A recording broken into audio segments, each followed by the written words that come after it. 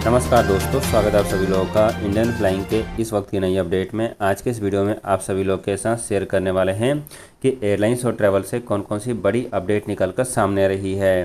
पहली बड़ी खबर की जानकारी मुंबई एयरपोर्ट से जान लेते हैं। मुंबई एयरपोर्ट पर पैसेंजर ट्रैफिक को लेकर एक डेटा जारी करके ये बताया गया है कि मुंबई एयरपोर्ट पर अप्रैल महीने में टोटल 6.3 लाख लोगों ने ट्रैवल किया है।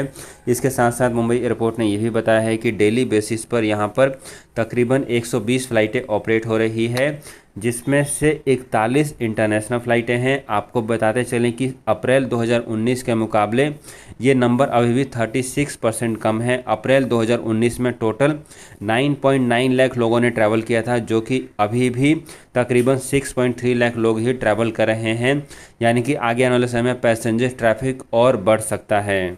फ्रेंड्स, आगे बढ़ते हैं और अगली खबर गो फर्स्ट एयरलाइंस कंपनी से जान लेते हैं। आपको बता दें कि गो फर्स्ट एयरलाइंस कंपनी ने एक बड़ी जानकारी शेयर करते हुए ये बताया है कि वो अब श्रीनगर से शारजा के लिए अपनी फ़्लाइटों को फिर दोबारा से चालू करने जा रहे हैं। आपको बता दें कि जब भारत में रेगुलर फ़्लाइटें चालू हुई थी, उसके बाद श्रीनगर से इन फ़्लाइटों को बंद कर दिया गया था, लेकिन अब यहाँ पर फिर दोबारा से इन फ़्लाइटों को चालू किया जा रहा है।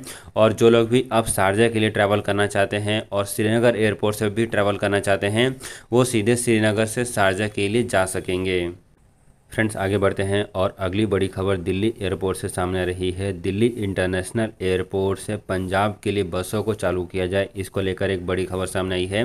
पंजाब के ट्रांसपोर्ट मिनिस्टर ने बताया है कि उन्होंने सारी तैयारियां कर ली है और अब बहुत ही जल्दी दिल्ली एयरपोर्ट से पंजाब के अलग अलग शहरों के लिए बसों को चालू कर दिया जाएगा। सो जो लोग भी पंजाब से दिल्ली होकर कहीं भी ट्रैवल करना चाहते हैं इंटरनेशनल फ़्लाइटों से या फिर भले ही डोमेस्टिक फ़्लाइटों से, वो सभी लोगों के लिए यहाँ पर काफ़ी अच्छी खबर है। अब वो सीधे पंजाब से दिल्ली आ सकेंगे। इसके साथ साथ दिल्ली से पंजाब अपने घर भी बस के माध्यम से ट्रैवल करके जा पाएंगे। फ्रेंड्स, आगे बढ़ते हैं और अगली जो खबर सामने आ रही है वो वैक्सीनेशन के तीसरी डोज को लेकर खबर सामने आ रही है, जहां पर बताया जा रहा है कि भारत में अभी भी बहुत ही बड़ी संख्या में लोग जो है वैक्सीनेशन की तीसरी डोज लेने के एलिजिबल हो चुके हैं, लेकिन इसके बावजूद भी कोई भी वैक्सीनेशन की तीसरी डोज नहीं लगवा रहे हैं। जी दोस्तों, यहाँ पर जो डेटा सामने आया है उसमें बताया गया है कि 18 साल से लेकर 60 साल की उम्र के बीच में केवल 1% लोग ही ऐसे हैं जिन्होंने वैक्सीनेशन की तीसरी डोज लगवाई है। आपको बताते चलें कि भारत सरकार की तरफ से जानकारी शेयर करके बता दी गई है कि यदि आपने वैक्सीन की दोनों डोज लगवा ली है और वैक्सीन के दूसरी डोज लगे हुए यदि आपको 9 महीने से अधिक हो चुके हैं, तो आप वैक्सीनेशन की तीसरी डोज भी लगवा सकते हैं। लेकिन यहाँ पर बहुत सारे लोगों का मानना है कि कोरोना वायरस ख़त्म हो चुका है और अब किसी के अंदर भी कोरोना वायरस का डर नहीं है, जिस कारण से बहुत ही बड़ी संख्या में लोग ऐसे हैं जो कि वैक्सीनेशन की तीसरी डोज नहीं लगवा रहे हैं। यहाँ पर भारत सरकार का कहना है कि अभी भी कोरोना वायरस ख़त्म नहीं हुआ है। यदि आप वैक्सीनेशन की तीसरी डोज लगवाने के एलिजिबल हो चुके हैं, तो आप जल्दी से जल्दी अपना वैक्सीनेशन की तीसरी डोज कंप्लीट कर लें।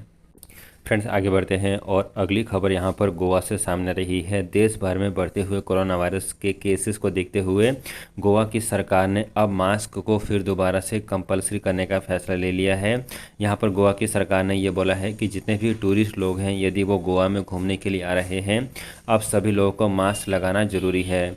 आपको बताते चलें कि इससे पहले जब भारत में कोरोना वायरस कम हो गया था, तब मास्क के नियम को हटा दिया गया था, लेकिन अब क्योंकि कई सारे राज्यों में कोरोना वायरस के बढ़ते हुए केसेस देखे जा रहे हैं, जिसके बाद अब मास्क को फिर दोबारा से सभी लोगों के लिए ज़रूरी बताया जा रहा है। आगे बढ़ते हैं और अगली खबर मलेशिया को लेकर जान लेते हैं। बहुत सारे लोग मलेशिया को लेकर सवाल पूछ रहे थे, तो यहाँ पर मलेशिया को लेकर एक बड़ी खबर सामने आई है, जिसमें ये बताया जा रहा है कि मलेशिया की गवर्नमेंट अब सभी भारतीयों के लिए वीज़ा ऑन अराइवल की फैसिलिटी शुरू कर चुकी है, यानी कि अब आप मलेशिया में आसानी से ट्रैवल करके जा सकते हैं। इसके साथ साथ मलेशिया की गवर्नमेंट ने ये भी बोला है कि उन्होंने भारत से अपनी सभी फ़्लाइटों को ओपन कर दिया है, जिसमें उन्होंने जानकारी शेयर करी है कि एक सप्ताह में तकरीबन 76 फ़्लाइटों को भारत के साथ ऑपरेट किया जा रहा है। फ्रेंड्स, आगे बढ़ते हैं और अगली जो अपडेट सामने आई है वो श्रीलंका से सामने आ रही है। श्रीलंका की गवर्नमेंट जो है अब इंटरनेशनल टूरिस्ट लोगों को अपने यहाँ पर अट्रैक्ट करने के लिए कई तरह के ऑफ़र लेकर आ चुकी है, जहाँ पर अब वो लॉन्ग टर्म वीज़ा भी सेल कर रहे हैं। जी हाँ दोस्तों, यहाँ पर श्रीलंका की गवर्नमेंट जो है 10 साल का लॉन्ग टर्म वीज़ा $1 लाख में बेच रही है। सो ऐसे लोग जो कि श्रीलंका में लंबे समय के लिए रहना चाहते हैं, श्रीलंका में काम करना चाहते हैं, वो सभी लोग इस तरीके का वीज़ा ले सकते हैं। यानी कि $1 लाख खर्च करके आप श्रीलंका में जाकर रह सकते हैं और वहाँ पर 10 साल का वीज़ा खरीद सकते हैं। यहाँ पर श्रीलंका की सरकार को उम्मीद है कि वहाँ पर टूरिज़्म जो कि पूरी तरीके से इस समय ख़त्म हो गया है, अब इस तरीके की नए ऑफ़र निकालने से फिर दोबारा से श्रीलंका में टूरिज़्म वापस आ सकता है।